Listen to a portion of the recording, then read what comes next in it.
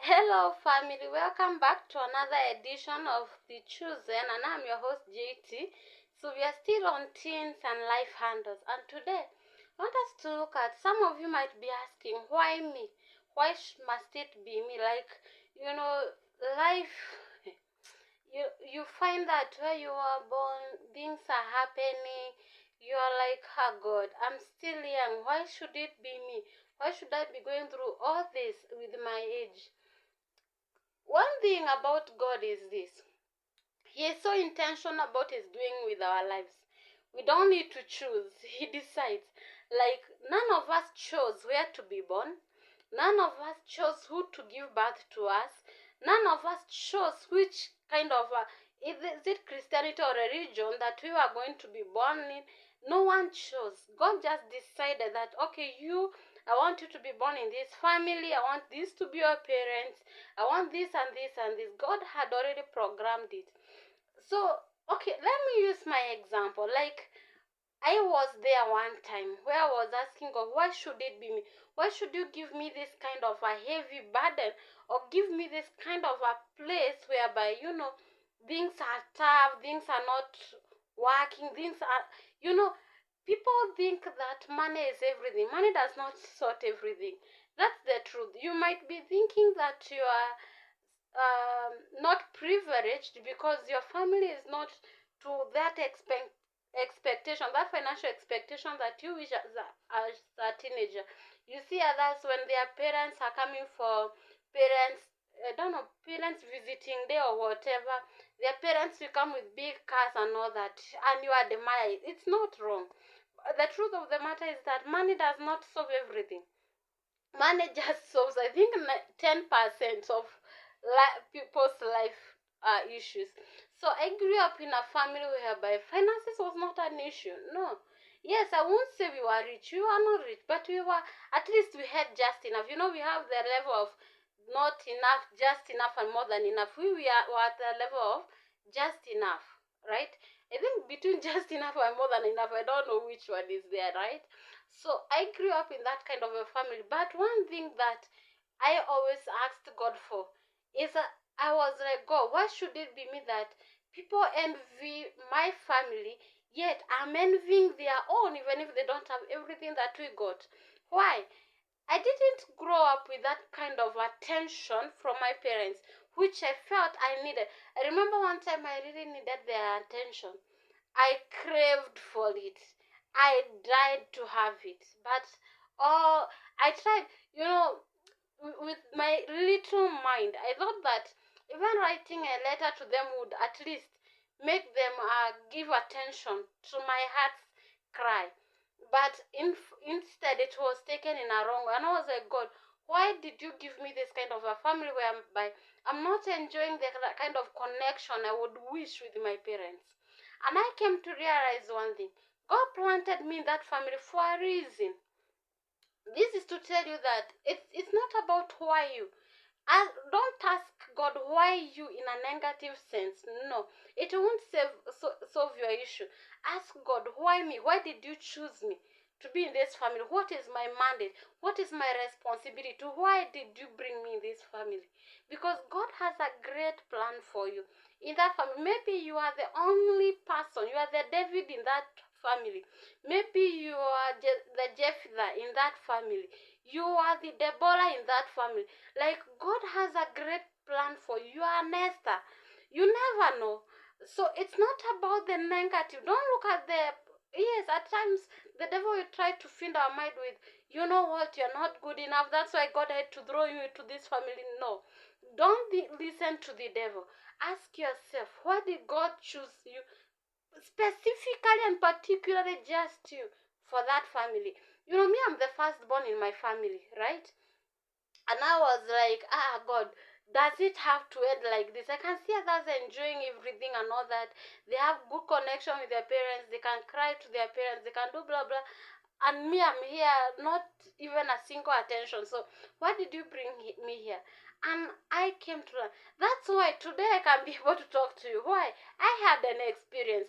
I have gone through. In fact, if I'm to tell you guys some of the things that I've gone through, it's beyond what you could even think or imagine. Okay, for example, one of the things that I know will help you is this. I lacked parental attention to a point that I remember one day. I'm not saying this for you to pity me. Don't pity me. I've overgone that. I remember one day a certain guy. Me, I'm an introvert, so I don't socialize. I'm very rare at socializing. I don't know. Thank God for the gift of counseling, or for the call of counseling upon my life.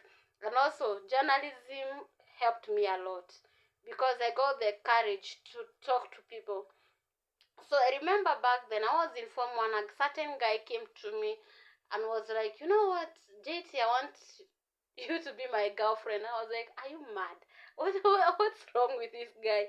So with my innocence, I went and disclosed it to my parents, who took it, I don't know how they considered it, to a point that since then, even going to the restroom, the village whereby your home is here, the restroom is the latrine, the one that has a hole and all that, right?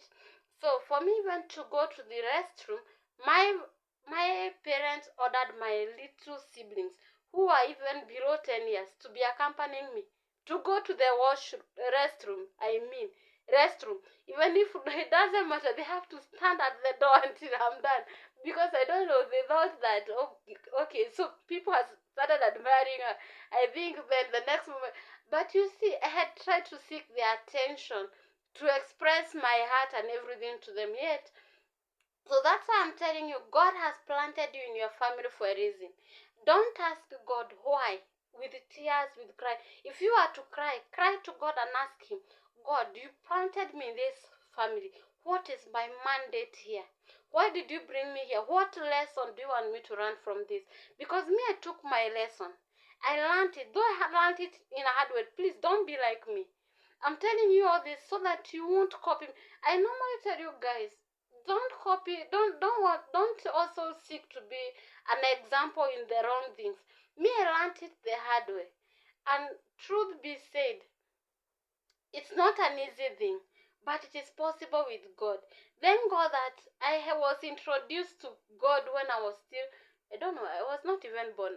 Someone was asking me when I started going to church, and I was like, before I was born, I was going to church, because even by the time I was being conceived, my mom was still going to church, and all that. My late dad was going to church. So me, I have grown up in church. So I knew about God way back long ago, but that didn't click in my mind to seek why was I born in that family. And it's now when I relate with my younger sisters, because okay, I'm the firstborn of four. My immediate one is a brother, so I have the last two who are girls. So it's now when I look at them, I realize, so God planted me to do this and this, because at this moment I know what is happening at our family. So I have to stand in the gap for my sisters. So if I didn't go through everything I went through, then, or I was not born in this family, I don't think things would be the way they are. So please, no matter what you're going through, don't cry, don't pity yourself.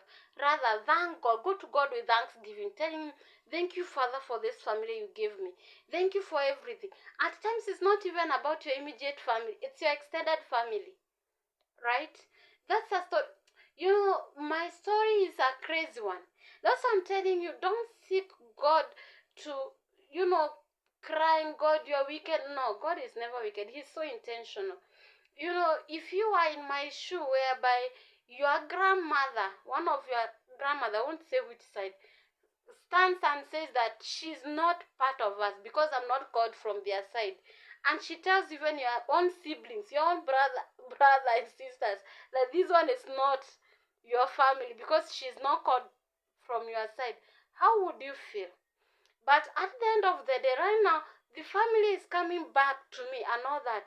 So what I mean is this: don't ever think that God was wicked when He was bringing you to that family. No, He had a purpose. It is for you to see. Maybe you are the only person that was to deliver your family from whatever they are going through. Because nowadays the devil is raging against families. So you could be the only standing stick that God planted in that place as a pillar of light, a pillar of righteousness, a pillar of uprightness, a pillar of His grace and His mercy. That when your family watches you, they desire the God that you serve. It's not too late for you teens. Me, I got born again when I was a teenager. I think I was informed too. Yeah. So I got born again. Yes, I know at times salvation is free, but it's not easy. So things has happened along the way. But I gave my life to Christ when I was in Form 2. So this is to tell you, seek God. Don't ask Him why you. Ask God, why did you plant me here? What is my purpose in this family? And I know that He will help you in Jesus' name. I love you so much, guys. This is Truth on Air TV YouTube channel. Kindly do not forget to subscribe. Till I come your way next time. Shalom. God bless you. I love you so much. See you.